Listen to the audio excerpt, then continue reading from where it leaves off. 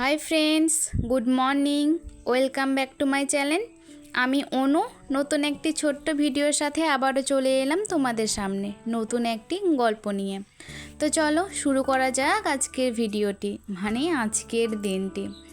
তো আজকে হলো শুক্রবার, ঘড়িতে এখন বাজছিল 8:30 কি 9:45 মতন। তো রান্নাঘর থেকে ভিডিওটা শুরু করলাম। সকালবেলা যা যা কাজকর্ম থাকে সমস্ত কিছুই হয়ে গেছে। তো শুক্রবার মানে তো জানোই পনির হবে। তো হয়ে গেছে কিছুটা রান্না, ছেলেকে খাওয়ানোর আগেই তো কিছুটা রান্না করে রেখেই যাই আমি ঘরে। তো তেমনভাবে হয়ে গেছে সমস্ত রান্না, পনিরটা এখন করব, ব্যাস তাহলেই আমার রান্না কমপ্লিট হয়ে যাবে। আর আজকে একটা দিদিভাই লাইভে কমেন্ট করছিলে, মানে বলেছিলে যে অনু তোমার রান্না হয়ে গেছে। 10:30টার সময় যখন লাইভে এসেছিলাম দিদিভাইকে আমি বলেছিলাম হ্যাঁ দিদিভাই হয়ে গেছে। আসলে কি বলো তো, তোমাদেরকেও বলছি আমার না 9টা থেকে 9:30টার মধ্যে সমস্ত রান্না কমপ্লিট হয়ে যায়। যেদিনকার মাছটা ধরো আনে মাছ হয় সেদিনকার একটু দেরি হয়ে যায়, মানে সেদিনকার 10টা বেজে যায়। মানে ধরো 10টার মধ্যে রান্নাঘরে সমস্ত কাজই আমার প্রায় কমপ্লিট হয়ে যায়।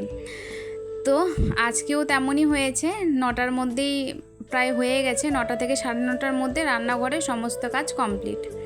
তো ওইদিকে তো পনিরটা হতে বসিয়ে দিলাম, ছেলের সবজিটাও ভালো করে ভেজে নিয়েছিলাম পনির দিয়ে। এবার সিটি মানে হতে বসিয়ে দেব, কয়েকটা সিটি পড়লেই নামিয়ে নেব।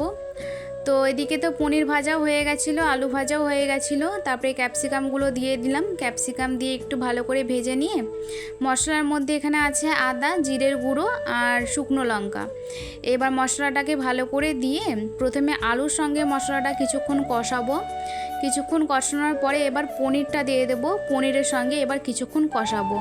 আর মশলার মধ্যে এরকম পনিরটা দিলে না আমার কাছে কোনোদিনও পনির ভেঙে যায়নি, ভালোই থেকেছে। একটু হালকা হাতে পনিরটাকে কষাতে হবে, ভালোই থাকে, মানে গোটা গোটাই পিসগুলো থাকে। তোমরা তো দেখোই, পরেতে দেখাই আমি, পনির কিন্তু ভেঙে যায় না। পনিরটা খেতে ভালো লাগে মশলার সঙ্গে এরকমভাবে পনিরটা কষিয়ে নিলে। তো তারপরে দেখো আমার রান্নাবাড়িও প্রায় কমপ্লিট। তারপরে তো জল দিয়েছি, টকবক করে ফুটে গেছে। এখন দেখো নামিয়ে নিয়েছি ঘি গরম মশলা দিয়ে।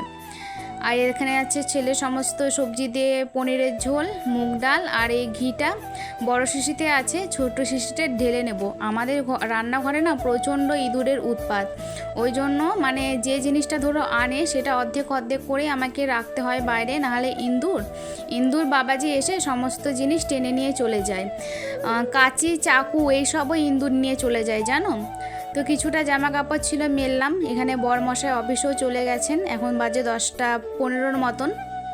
তো আমারও ভাত টাত খাওয়া হয়ে গেছে। তো আজকে আছে অমাবস্যা, ভেবেছিলাম শ্যাম্পু করব, তো শ্যাম্পু তো করলাম না, কারণ অমাবস্যা পূর্ণিমার মধ্যে আমার দিদা বলেছে যে শ্যাম্পু করতে নেই সধবা মহিলাদেরকে। ঠিক তেমনভাবেই আমি শ্যাম্পু করি না অমাবস্যা পূর্ণিমার দিন, যেদিনকা মানে জানি যে আজকে লেগেছে। আর যেদিন জানতে পারি না বুঝতে পারি না সেদিন তো শ্যাম্পু করেই নিই। যাই হোক, তো ওই জন্য হালকা পাতলার মধ্যেই আজকে মোছামুছি করে নিলাম। তো তারপরে এখানে দেখো স্নান ধান করে আমি একদম চলে এসেছি, আর হচ্ছি এখন রেডি। কিসের জন্য রেডি সেটা তো বুঝতেই পেরেছো।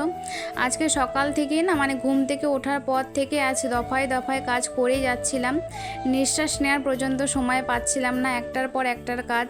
সকালবেলা সমস্ত কাজ কমপ্লিট করে ঘরে এলাম, ঘর পরিষ্কার করলাম। তারপরে ধরো লাইভে এসেছিলাম আবার কিছুক্ষণের জন্য, আজকে বেশিক্ষণের জন্য আসিনি, আধা ঘন্টার জন্যে লাইভে এসেছিলাম।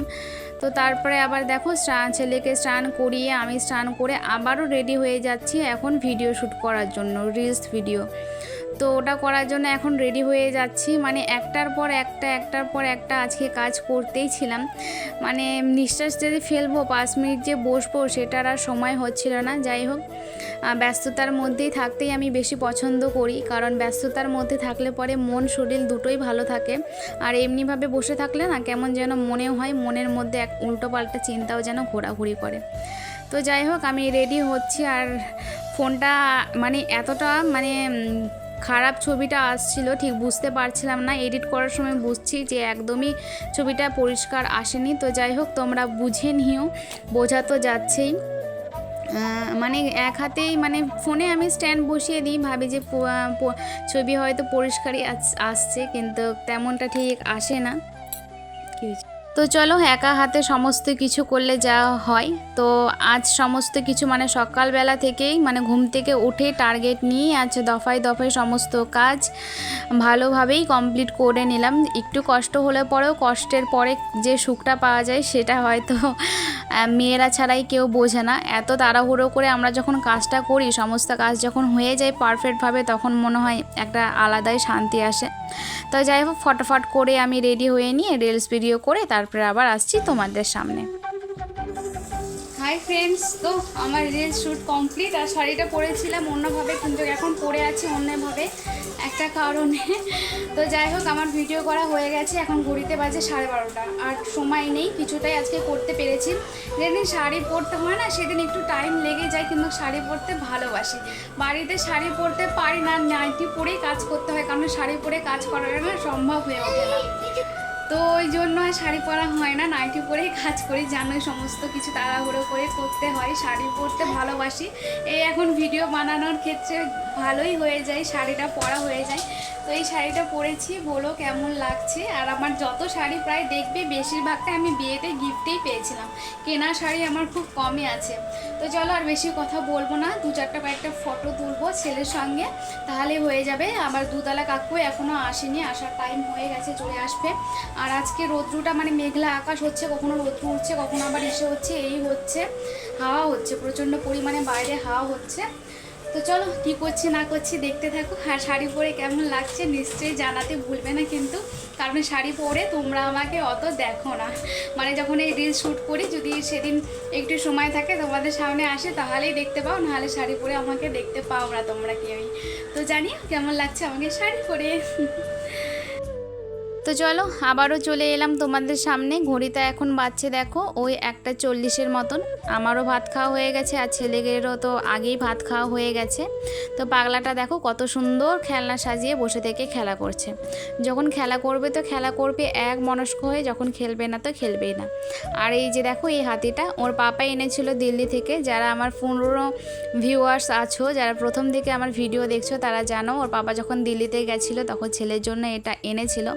এখনও ভালো আছে, এখনও এটা চলে। হ্যাঁ দেখো, এই যে এখনও কত সুন্দর দেখো গুড়গুট গুড়গুট করে চলছে, আওয়াজ করছে, বেশ ভালো লাগে।